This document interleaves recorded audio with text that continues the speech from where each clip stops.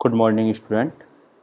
Myself Pariyom Meena, working as a lecturer in Government Polytechnic College, Dausa, Rajasthan. Today we discuss about the multiplexer, which is example of a combinational circuit. So now start our topic multiplexer. ठीक है, multiplexer. Multiplexer is a combinational circuit which have multiple input and a single output, and output get by using the select line या control line. ठीक है,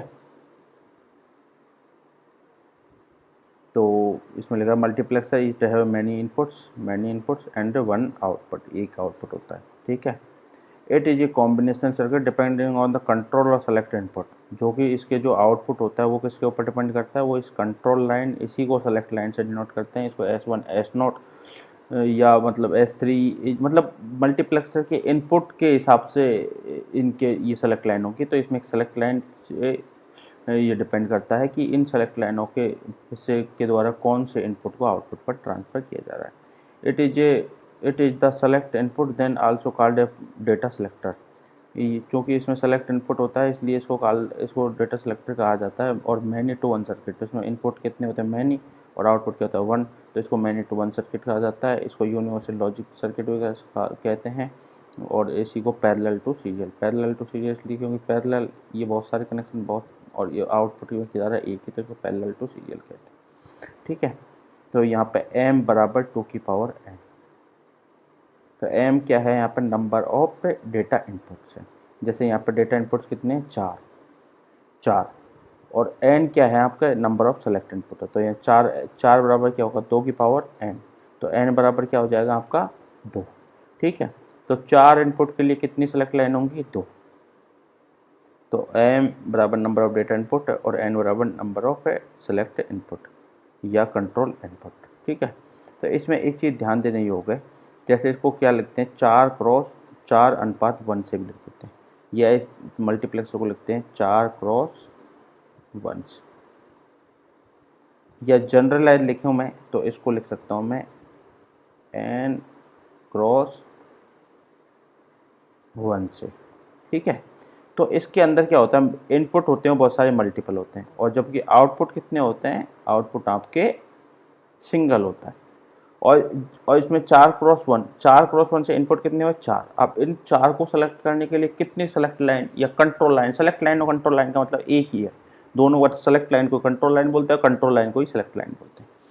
तो 4 input होते हैं, 4 input को select करने के लिए कितने इनपुट सेलेक्ट लाइन की जरूरत पड़ेगी, 2 की.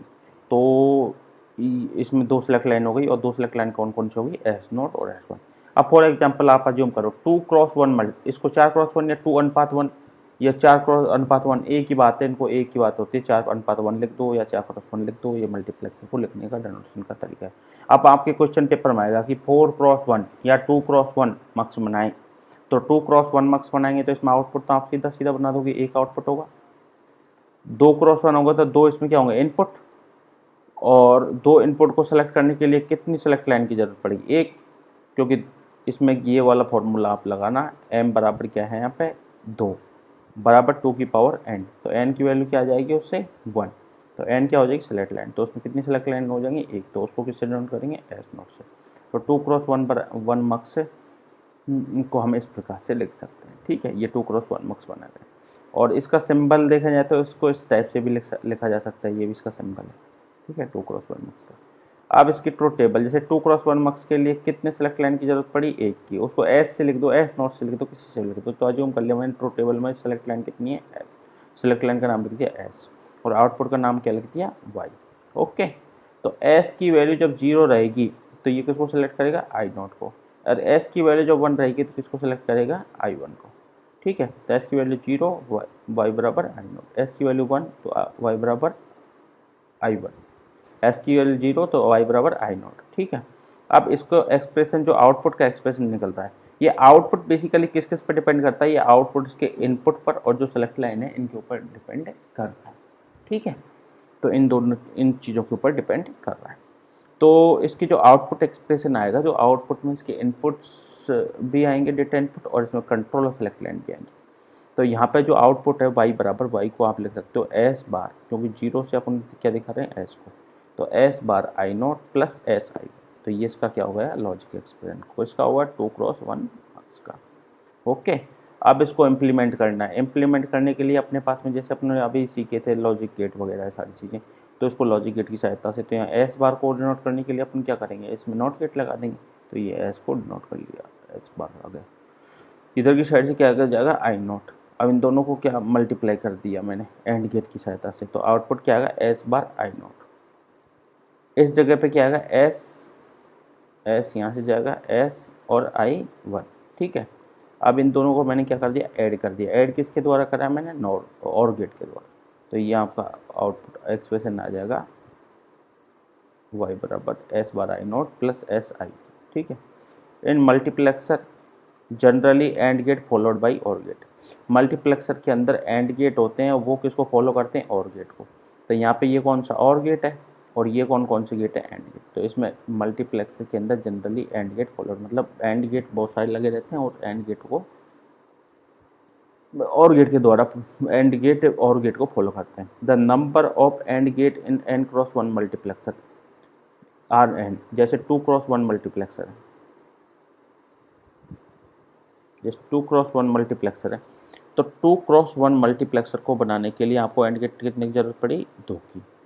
तो यहाँ पे n होगा तो उसके लिए कितनी जरूरत पड़ेगी एंड की।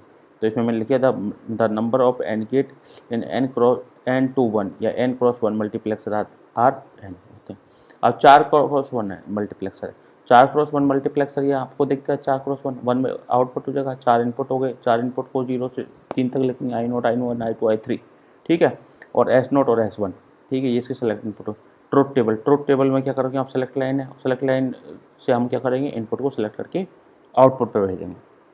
जब एस नोट और एस वन की वैल्यू 0 0 है, एस नोट और एस वन की वैल्यू जब 0 और 0 है, तो ये किसको सेलेक्ट करेगा आई नोट को।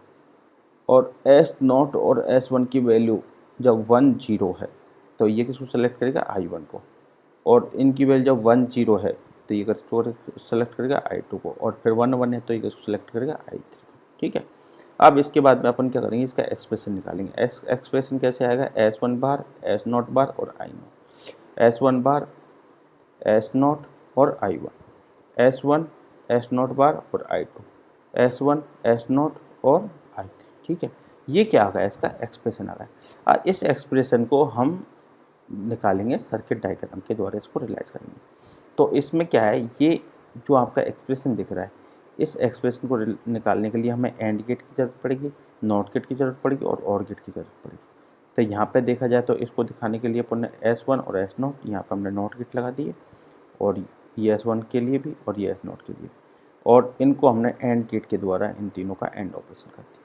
और तीनों के चारों के एंड ऑपरेशन को हमारे द्वारा और गेट में ये इनपुट की तरह काम कर रहा है, और गेट में लगा दिया। और जो ये आउटपुट का जो वाई एक्सप्रेशन निकलेगा, ये वाई एक्सप्रेशन एग्जैक्टली ये की एक्सप्रेशन। ठीक है, तो ये आपका वाई आ गया, वाई एक्सप्रेशन। तो इसमें भी आप कह सकते हैं कि and gate followed by or gate. इसमें एंड गेट है ये चारों को चारों, ये एंड गेट किसको फॉलो कर रहे हैं और गेट को फॉलो कर रहे हैं। ओके, ठीक है।